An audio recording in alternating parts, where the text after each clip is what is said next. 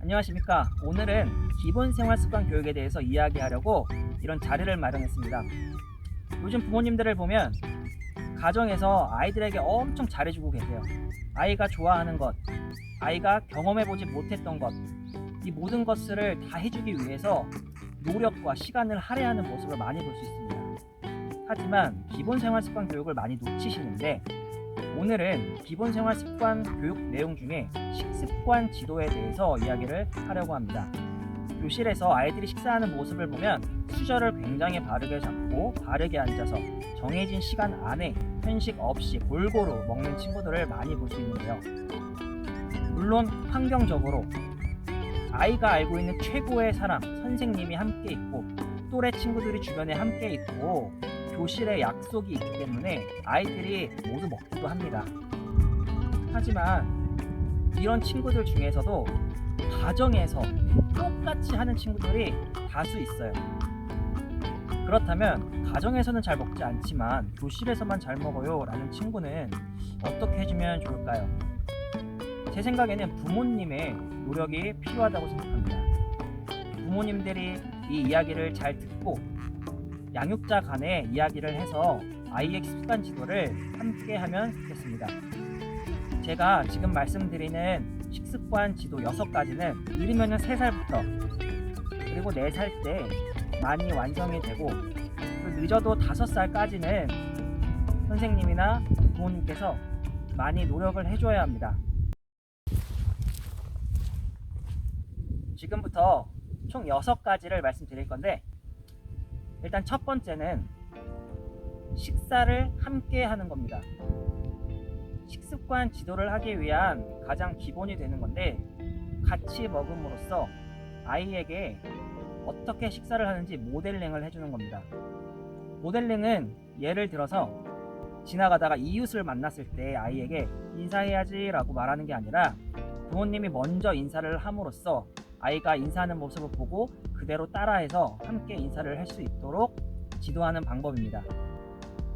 그래서 수저를 어떻게 잡는지, 어떤 자세로 앉아서 먹는지, 그리고 부모님이 먹지 않는 음식이 있더라도 아이 앞에서는 같이 먹으면서 이 음식에 대해서 아이가 엄마 아빠도 같이 먹는구나, 나도 먹어야지 라는 모습이 그려질 수 있도록 함께 식사를 하는 것이 중요합니다. 두 번째는 우리만의 규칙을 정하는 겁니다. 예를 들어서 20분이 지나면 아이들의 집중력이 떨어지고 식욕도 많이 떨어지기 때문에 20분 안에 최대한 많이 골고루 먹을 수 있도록 지도를 해야 합니다. 그래서 시간을 20분 내로 먹도록 정해보고, 또 유튜브나 텔레비전을 같이 보면서 먹지 않도록 규칙을 정한다거나, 그리고 자세, 어떻게 앉아서 끝까지 먹을지 이 자세에 대해서 약속을 정할 수도 있습니다. 마지막으로 다 먹은 후에 부모님과 함께 식기를 같이 정리함으로써 아이가 식사를 마무리했다는 것을 느끼고 알 수 있게 해줘야 합니다. 세 번째는 음식 안에 들어가는 재료에 대해서 알아보는 겁니다. 이 재료의 이름은 무엇일지 맞추어 보고, 이 재료가 원래는 어떤 모양을 하고 있었는지, 어떤 색인지, 어떤 식감인지, 그리고 이 재료를 먹음으로써 우리 몸에 어디에 좋은지 함께 이야기를 해보면서 먹을 수 있는 겁니다. 예를 들어서 멸치를 먹었을 때는 우리 뼈를 튼튼하게 해주는 음식이기 때문에 이 음식을 먹으면 너가 키 크는데 많은 도움이 될 거야 라고 알려줄 수 있는 겁니다. 네 번째는 너가 이거 다 먹으면 간식으로 젤리 줄게 라고 조건을 걸지 않는 겁니다. 이것 대신 적절한 강화물을 주거나 적절한 칭찬이 많이 필요합니다. 적절하다는 게 굉장히 어려운 단어인데, 예를 들어서 식사를 하기 전에 김치를 3조각을 줍니다. 원래는 2조각 먹는 친구였지만 3조각을 주면서 너가 오늘 이거 3조각을 다 먹으면 젤리를 하나 줄게, 다 한번 먹어볼까? 라는 식으로 약간 적절한 강화물을 주는 겁니다. 그리고 칭찬도 와 잘 먹었다 라고 간단하게 이야기하는 게 아니라 구체적인 칭찬을 해주어야 합니다. 식사 후에 와 오늘은 누구누구가 이렇게 바르게 앉아서 끝까지 밥을 잘 먹어 주었구나, 와 대단하다 라는 식으로 구체적인 칭찬을 해주는 겁니다. 5번째는 아이와 함께 요리를 해보고 같이 먹어보는 겁니다. 아이가 좋아하는 것만 하는 게 아니라 나물을 같이 무쳐본다거나 김치를 같이 만들어 본다거나 아이와 함께 함으로써 김치를 먹지 않는 친구도 맛을 볼 수가 있을 것이고 이 안에 무엇이 들어가는지 알면서 이 맛에 대해서 거부감이 많이 줄어들 수가 있습니다. 그래서 같이 요리를 해보는 것을 5번째로 추천합니다. 6번째는 식단표를 함께 확인하는 겁니다. 아이가 등원하기 전에 시간을 내셔서 오늘의 식단표를 확인하고 아이가 너 좋아하는 음식이 뭐가 있지? 하면서 같이 확인도 해보고 그럼 너가 안 좋아하는 음식은 뭐야? 라고 물어볼 수도 있고 오늘은 어디에 좋은 이런 반찬이 나오는구나. 이거를 받아서 맛도 보고 어떤 맛이었는지 집에 와서 아빠한테 이야기해줘 라는 식으로 이야기를 해서 아이가 미리 이 음식에 대해서 알고 있으면 거부감이 덜 들기 때문에 먹어볼 수 있도록 시도를 할 수 있도록 도와주어야 합니다.